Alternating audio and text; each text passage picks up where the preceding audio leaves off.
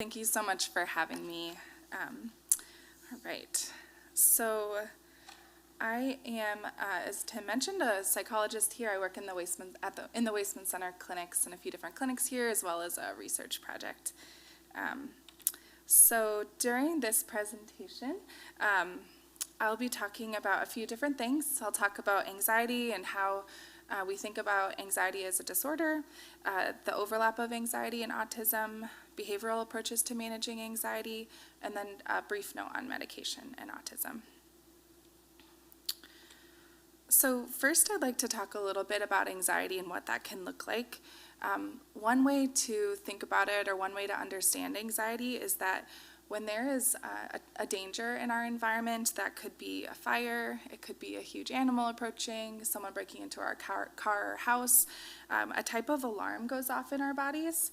And this is a good thing because it helps our body to be able to recognize the danger and respond to it. However, some of us have what we might consider more overactive or false alarms that go off, that either go off more frequently than other people's, or in times that there may not be a true danger. So for example, if your body's alarm goes off when someone's car drives by rather than someone breaking into your car, that might be a way to understand a false alarm. And this can be hard because it may be tricking our bodies into thinking there's more dangers present that there may not be.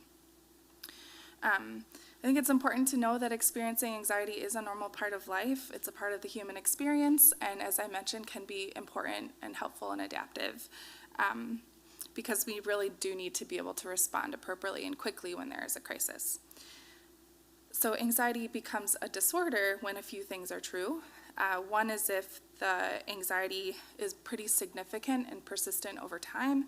So if it's not typically reactions to frightening events, but it's happening on sort of a pervasive, common basis, if it's generalized and frequent across many different types of situations. Anxiety disorders also involve accompanying symptoms, which I'll talk about on the next slide. And finally, in order to diagnose anxiety, it must cause significant suffering or impact on someone's daily life. This is important because many people are anxious to some degree, some of the time, but for anxiety to be considered a disorder, it must interfere significantly with daily life or day-to-day functioning. So this slide summarizes some of the symptoms of anxiety that we may see. And the presence of these symptoms may in part differentiate anxiety from an anxiety disorder. They can include feelings of being tense or nervous or restless, having a sense of impending danger, physiological symptoms including increased heart rate, breathing rapidly, sweating, trembling, feeling weak or tired, and then other types of things such as trouble concentrating, trouble sleeping, gastrointestinal problems, or having difficulty controlling the feelings of worry. So the current manual that we use to understand and make anxiety disorder diagnoses is a mouthful. It's called the Diagnostic and Statistical Manual of Mental Disorders, 5th edition, or DSM-5. There are many different types of anxiety and anxiety disorders that people can experience. They're listed here. So, for example, generalized anxiety, separation anxiety, selective mutism. I won't go over all of these today, but I did want to mention it because there are many different ways that anxiety can present in different people, and it's really important to understand which type or types of anxiety someone has, because this can have a really big impact on how we think about supports and treatment for that individual. There are certain types of strategies and treatment approaches that are fairly universal, but there are also going to be differences depending on the type of anxiety or anxieties that a person has. Okay. So first, I thought it might be helpful to talk briefly about how common anxiety is in general. Depending on what source you read, and I looked at many, many different ones in preparing for today, you will see different estimates. A common estimate is that it is close to about 20% in the general population, and that's true for children, adolescents, and adults. Again, depending on the source that you look at, you will see different numbers, but that's a general ballpark. We typically see that overall it's a little more common in females than males. And one survey showed that approximately 31% of adults will experience an anxiety disorder at some point in their lives. So as you may imagine, these numbers mean that it is one of the most common psychological sort of differences that we have in our community. All right. So of course, we are really interested in thinking about anxiety and autism. And so there have been a number of different studies that have looked at the prevalence of anxiety symptoms and anxiety disorders in individuals who have autism. And there is a far greater range, as you will see. One study notes that it was a meta-analysis that looked at many different types of articles and reviews, and it indicated that estimates range from about 10% to 80%, which is a huge, huge, huge spread in terms of individuals who have both autism and anxiety. A more common estimate that people use is closer to around 40%. There have been a few studies that have been at this 39, 42% mark. And if you go back to our previous slide where we said about 20% of the general population has anxiety, you can see this is about double at least, if not much more, depending on the source that you are looking at. There are many different hypotheses for why this might be true, whether there are differences in how individuals are being assessed, or how we are kind of conceptualizing anxiety for that person. It also may be impacted by how the person communicates their anxiety and whether that's they're able to share that in a sort of verbal way or if they're showing it in other ways, which we'll talk about. And so there may be many explanations for why this is true. It also could be due to the sort of population or sample that they were looking at in those studies. There's also been some research looking at those specific anxiety disorders for individuals with autism, and you can see, again, ranges for the different types of anxiety disorders, with one of the most common being specific phobias, which are those very specific fears of a specific situation, so such as a fear of dogs, injury, needles, some of those specific types of what are called phobias. There's also been interest in looking at whether there's any other factors to consider for the prevalence of anxiety for individuals with autism. And what we see is that anxiety is present for all individuals who, across different levels of sort of what they conceptualize as cognitive functioning, but that the type of anxiety might differ depending on the population. Again, this is another area where there's huge variability depending on the study that you look at, but some studies have found that those with higher scores on cognitive tests have been associated with more anxiety with OCD or obsessive compulsive disorder and separation anxiety, and some studies have shown that individuals who receive lower scores on IQ tests that they may have more social anxiety, and some studies say that there's more anxiety. So it just really does depend on kind of what you're reading. And I think is an area for us to try to understand more about in the future.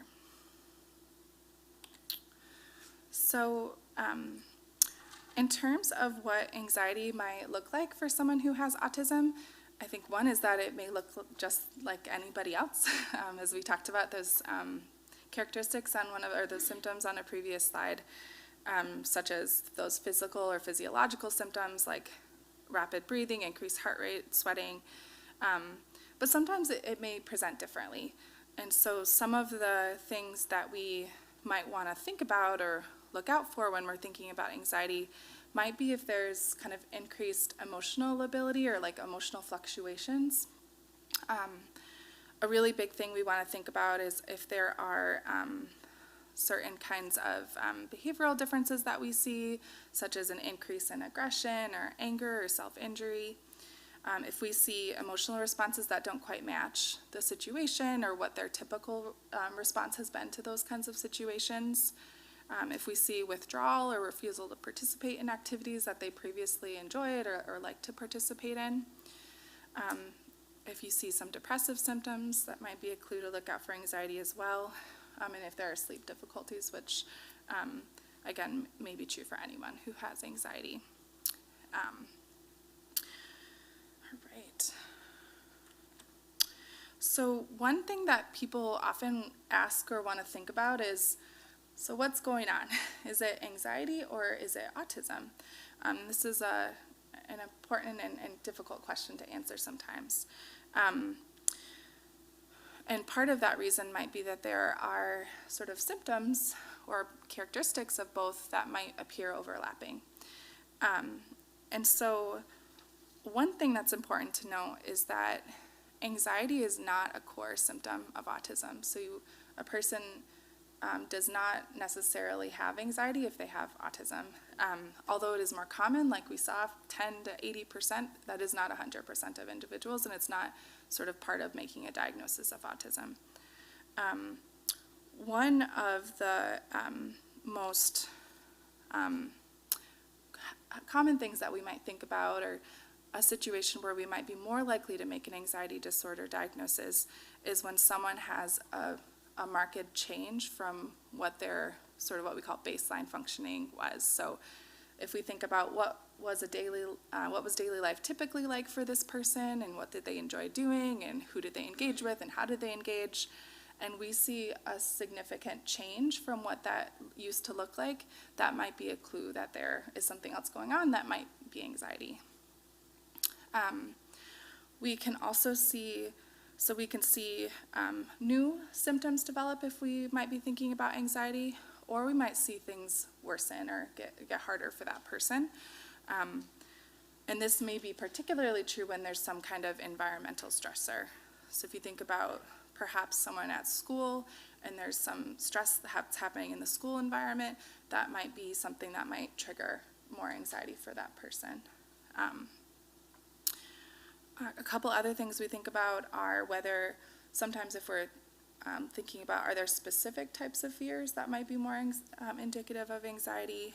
And then something else that we think about is, so if we're working with this person and we want to support them and try to think about strategies that might help them, if we take the approach of thinking about it as anxiety, or that it at least might be anxiety, and we provide some intervention and support for anxiety, and it gets better, that might be a really good indication that that's what was going on for that person. So it can be a tricky thing to think about, but these are some of the things that we might consider.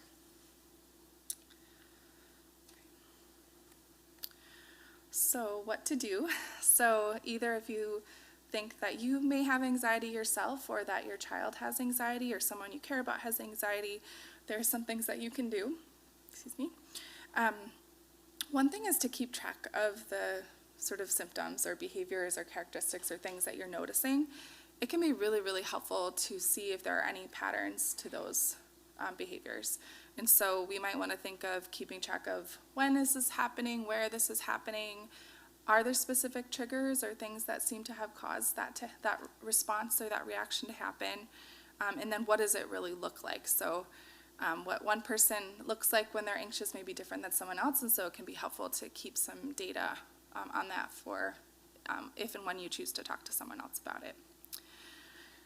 This is more specific to if it's your child, but talking with other people involved in their lives, such as their teachers, care providers, child care providers, therapists, talking to other people about what they're noticing and what they're seeing.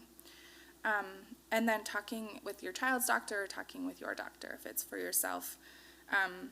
One thing that one of our developmental pediatricians shares is that it can be really, really helpful to give the doctor a heads up before you come in for that appointment or as you're making that appointment, so that if they have the flexibility to schedule a longer appointment, they could do that, so that there is more time to be able to fully go into that concern.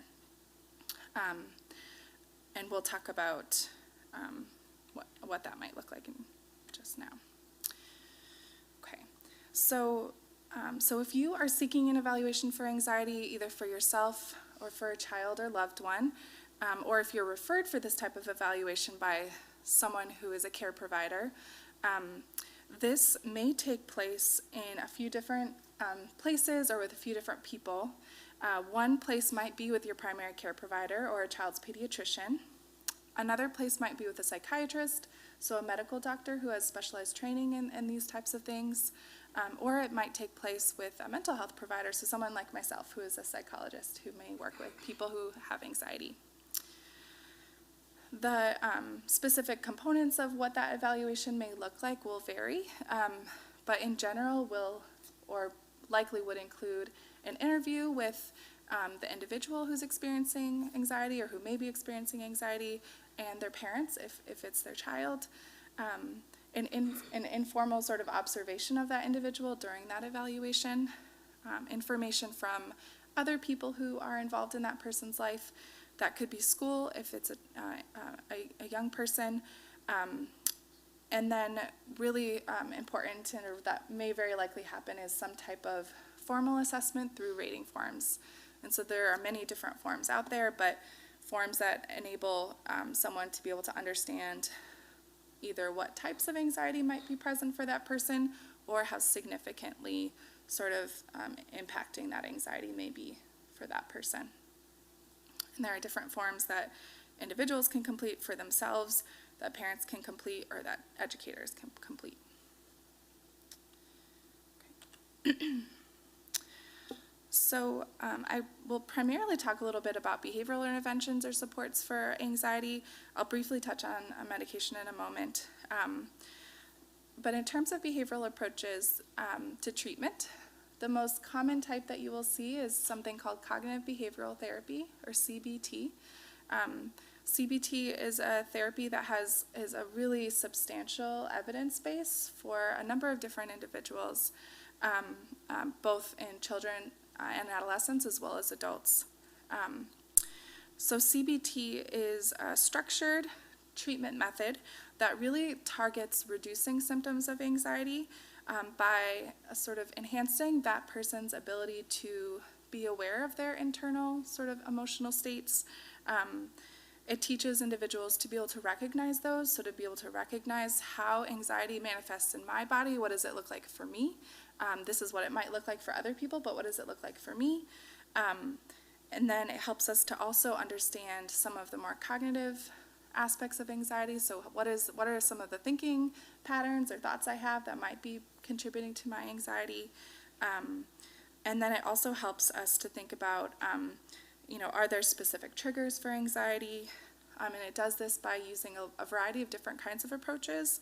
So there may be physical approaches like teaching someone relaxation to kind of be aware to cues in their body. It teaches cognitive strategies, like I just mentioned. So some of the conceptualization around anxiety is that there may be sort of internal thoughts like, I can't do this, I'm going to fail, I'm not going to be successful in that environment. And so if those are my internal thoughts, it's teaching someone to be able to be aware of them and then to try to change them. Engage in problem solving. And then the other aspect is some behavioral strategies. So one of the core components of effective anxiety treatment is something called exposure, which is a process of helping an individual face those feared situations in sort of a safe way and in a supportive way that they can use their strategies that they're learning how to manage it. And so those are kind of some of the core tools that we might use in CBT. And so generally in CBT, there's a period of sharing information about anxiety and how anxiety disorders develop, how it's treated, and then together the therapist and the individual or the individual's family are working together to get information about what that anxiety looks like for that person in the situations where they have anxiety, working with the individual to have strategies to manage that anxiety, and eventually face their fears through exposure. Often you will see CBT provided in a one-to-one setting, but sometimes there may be a group option available as well. Something else that's helpful to think about is whether there may be any sort of modification or optimization of other types of supports or interventions that an individual has, such as ABA, applied behavior analysis, or autism treatment, different kinds of therapies like speech and language, OT and PT therapies, as well as educational supports. It's really, really helpful for all people involved in someone's team to be sort of aware of the strategies that might be helpful in supporting that person. So if you have someone in your life who you care about and want to support who may be experiencing anxiety, such as a child, but it could be someone else, there are a few things that we can do to sort of help. One is to communicate our empathy to them, to model sort of what that non-anxious behavior might look like, to try to prevent avoidance. So we, don't necessarily, if we have a fear of a certain situation, we don't necessarily want to completely avoid that situation, but we want to sort of equip that person with the strategies to be able to manage it. Helping, again, someone to use those coping strategies, and then sort of encouraging or supporting when they do use them.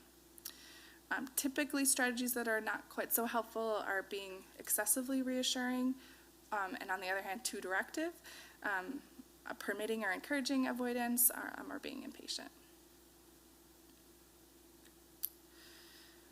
There are a few things we can also think about when we're working with someone who has anxiety, either at home, in school, or in the workplace, depending on your role with that person. So things that can be helpful are having organized and predictable routines at the different settings that they're at, helping that person prepare for transitions or knowing when there's going to be a change, providing supportive, structured, planned opportunities to be able to handle that feared situation when that's appropriate for the sort of part of their treatment they're in, giving them accurate information so that we can sort of dispel myths or misconceptions around the situation that might be coming up. Visual supports can be really helpful. It's a little bit small, but in that corner is an example of a feelings thermometer, so that's a way that we can help someone communicate their level of anxiety, and this can be super individualized to the person, and so that person may choose their own graphics or emojis or whatever it is, and then use their own language to describe what that anxiety means to them, and what does it mean for me to be at a 10 might be a little bit different than for what you might mean at a 10. So you can help them think about that and then also use their own language. Coaching and positive self-talk, like I did this before, I can do it again.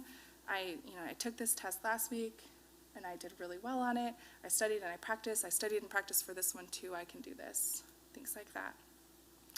And then just normalizing anxiety, and that none of us are perfect, and that's not an expectation we have for anybody. I want to briefly touch base on medication and autism. These slides are from one of our developmental behavioral pediatricians here at the Waisman Center, Dr. Danielle Schulze. And so I talked with her and wanted to share just a little bit about medication with you from her perspective. And so she will talk about how medications do not treat the core symptoms of autism, but are used to address co-occurring things such as anxiety. And that with medication, we're thinking about targeting symptoms and functional impact, so trying to make sort of day-to-day life better for that person. That it's important to think about weighing benefits versus risks. You might be wanting to think about, are there alternatives to using medication? Are there side effects or adverse reactions that we need to be aware of? That response can vary from person to person. And her perspective is that it should always be combined with some kind of behavioral, psychological, or educational interventions. A few other notes about medications in children and medications in autism are that there are a few medications FDA approved for children under 6 years of age, that there are limited, what some people may consider gold standard trials, which are randomized trials that have placebo or sort of a control group, and that are double blind, so that neither the investigators nor the people participating in the study know which of the sort of intervention groups they're in. And so there are limited trials for children. and even fewer studies exist for children with autism. There is one study I just wanted to share with you, and this with a caveat that this is not specific to autism, but this was a large trial that was done with almost 500 children and adolescents with anxiety. And what they did in this study is they compared a few different types of treatment approaches. And so one approach that they had 4 different kind of intervention groups. One group had that cognitive behavioral therapy. The specific program that they used is called Coping Cat, which is an evidence-based CBT program. So there was a group that had only cognitive behavioral therapy. There's a group that had only medication. In this study, it was sertraline. There was a group that had both the cognitive behavioral therapy and sertraline, what they called the combined group. And then there was a group that had a placebo pill, so a pill that did not contain the medication.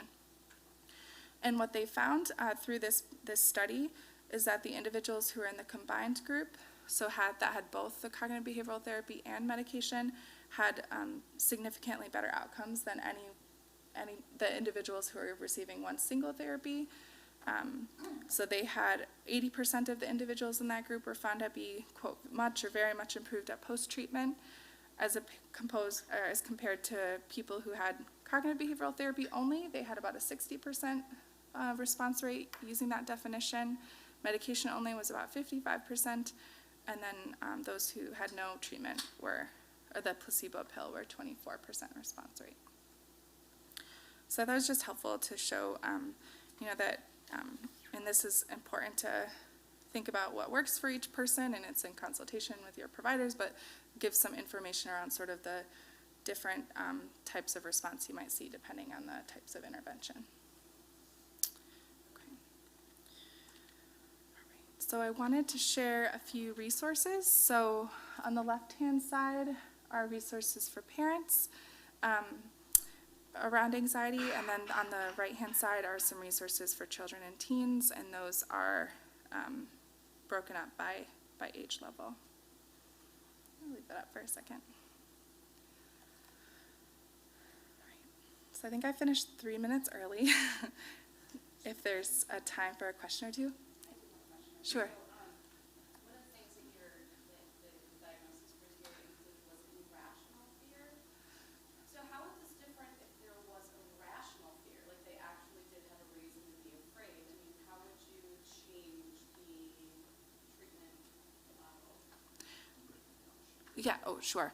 So I just want to repeat it for the audience and also to make sure I understand it. So one of the slides had mentioned an irrational fear, and so thinking about does or how would treatment differ if it's more of like considered a rational fear?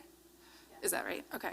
So I think that's a really good question, and part of what would happen before we even do treatment is to do a really, really thorough interview and sort of evaluation with the person and their family, so that you can get a good sense of what that anxiety looks like for them. I think whether it's sort of rational or irrational, if there's a significant impact in that person's life, we still want to provide treatment.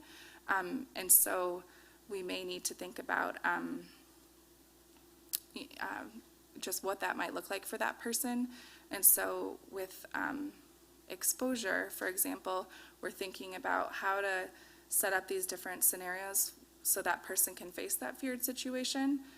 And depending on what it is, if it's a fear of dogs versus a fear of shots versus some sort of more traumatic type of thing, it really can, how we kind of go about that can differ, because we can't simulate everything.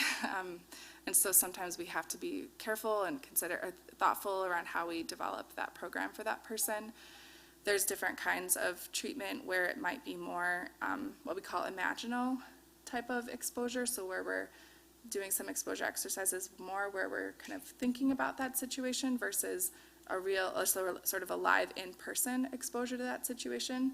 Because for things like, say, surgery, for example, we can't have a real sort of in vivo experience to that, but we might be able to be creative around how we can sort of practice some of those same skills, and whether it's through some more imaginal things or stimulating some types of things for them. I think it just is, I think for all types of anxiety, truly, it's so individualized in terms of how we truly approach it, even if the general overall approach is similar. So I don't know if that answers your questions, but we just really think individually about that person and carefully about how to set that up so it's a successful experience for them. Follow-up question would be, as far as an ADA, somebody does have anxiety, are there any ADA techniques to avoid with them? Because I know I have 2 children on the spectrum. One of them has, well, was not formally diagnosed, but my gut tells me he's got quite a bit of anxiety. And I know that there's been quite a few instances with their ADA that has definitely triggered them or made them much worse. And so Okay. there's other people in the audience that might need to hear things to be careful with on that side too. Yeah, that's a really good question and good thought. I think off the top of my head, I'm not sure that it's necessarily avoiding a strategy altogether, but being careful and thinking about what does that look like for that person? How are we going to implement it if we need to in a supportive and structured way? And so I think, and this is just thinking off the top of my head, but off the top of my head, I'm not thinking that there's something that would necessarily avoid altogether, but I think that's where having all the people come together to think about the sort of individual needs of that person and how anxiety looks like for them and when it might be triggered, that might really help us to think about how to carefully deliver other types of intervention for them. Sorry. I was just going to Got time? bounce off of what Oh. she said and say, Make sure you repeat it, and then this will be the last one. Oh, yeah. I was just going to say, trying to avoid extinguishing a pattern, a coping strategy that the child might currently have for anxiety, because without trying to replace it. Sure, I yeah. think that would probably be Sure. one that I would avoid. Yeah. Because right now, that's all that they have to cope Yeah. with Yep. anxiety, and so I would just want to replace that. Yeah. Like restraining them, Yeah. So, something. right, sure. Yeah, so I think to repeat the comment that, thinking about how something might be a coping strategy for a person to manage their anxiety, and we would want to think carefully about whether to sort of extinguish or try to remove that coping strategy, and if it needs to try to be removed because it's a danger to someone or someone else, being really careful to think about how to find an alternative coping strategy for them before taking their only strategy away. Yeah. Okay. Thank you. Thank you.